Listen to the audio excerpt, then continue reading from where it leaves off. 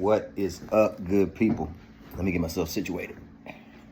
Try to give you that mountain view. It's raining, but it's one of those nice rains, nice subtle rain. You know, it's not a violent rain. Like ain't a lot of strong winds and sideways raindrops and all that. Nice little subtle rain, which is good. But yeah, kicking it Tennessee style today. Thank you for checking me out here at the Real Counselor's Corner. As always, you can follow me on all social platforms. That's Instagram, Facebook, Twitter, and YouTube under the handle at the Real Counselor's Corner. So, jumped on here today. Was listening to something on the radio which sparked a comment. You hear that? Listen to that.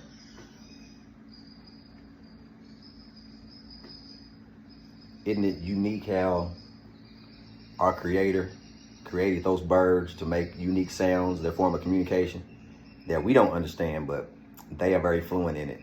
Amazing. It's little things like that that just, bring you back to the center to remind you like, man, this is an amazing world we live in.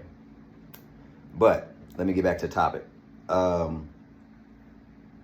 Listening to the radio, they were talking about addiction, and they were actually talking about the death of Coolio and how they found that fentanyl was the source of his, the reason for his demise. He overdosed on fentanyl. And then they went on to talk about how fentanyl is responsible for the majority of the drug overdoses since 2022. Neither above or below.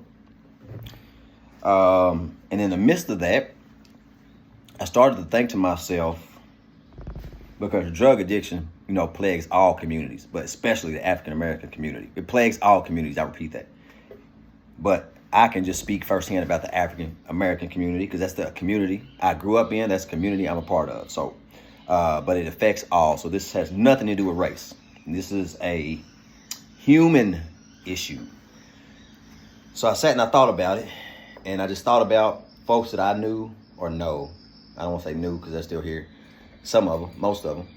Folks that I know that have struggled with addiction.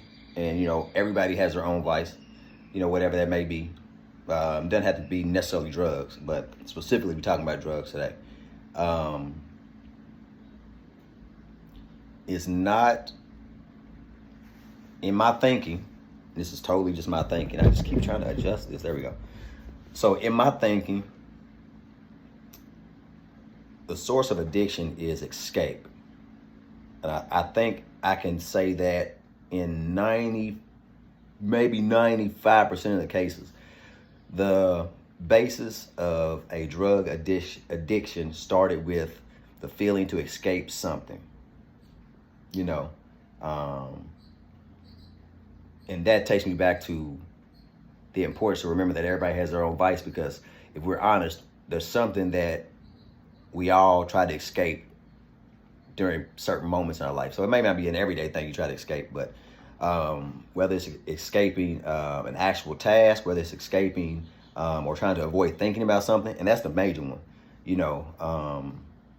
trying to prevent yourself from thinking about something, whether it is a regret, whether it is something that you feel is coming up, anxiety. A lot of times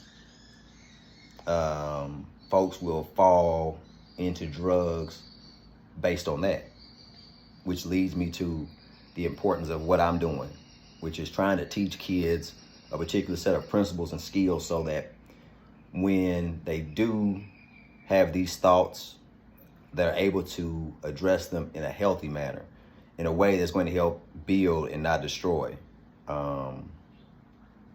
Because we all know once you go down that path, it's like falling down a manhole, or a hole in general. You can fall down to the bottom in seconds, quickly, but it's going to be a struggle to get back to the top, and some people never make it back. And that's the sad thing about it. Not to say that they, die or whatnot, but it's something they struggle with the rest of their life. And nobody wants to be addicted to drugs.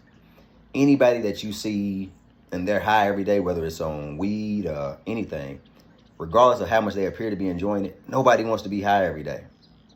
Nobody wants to feel like they gotta smoke or do a certain drug when they wake up in the morning to start their day. As much as people brag about it and talk about this and that, man, they don't want to do that.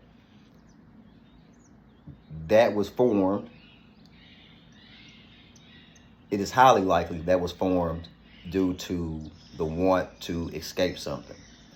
So don't be fooled by, drugs and those things being glamorized. Because the people that are into that, like heavily, man, they try to escape something. As much as they appear to be enjoying their life, they not, man. They not. And for those that are in that situation, I pray for you, and I hope that you're able to find the resilience to bounce back from that, and you got the support, because that's the biggest thing, man. People telling you what the deal is, and then being that tough friend to, keep you on the right path, man, keep you in check. But the core of all that is just figuring out what are you trying to escape.